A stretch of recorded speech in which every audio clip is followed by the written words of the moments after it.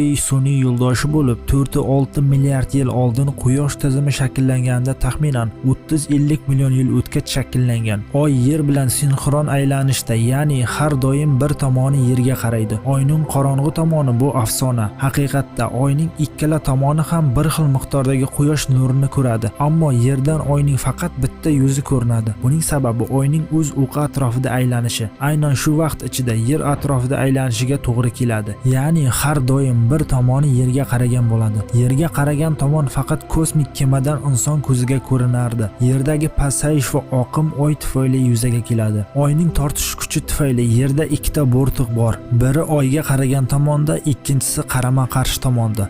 Bo'rtiqlar Yer aylanayotganda okeanlar bo'ylab harakatlanadi. Bu esa butun dunyo bo'ylab to'lqin va oqimni keltirib chiqaradi. Oy Yerdan uzoqlashmoqda. Har yili Oy sayyoramizdan taxminan 308 sm ga uzoqlashadi. Bu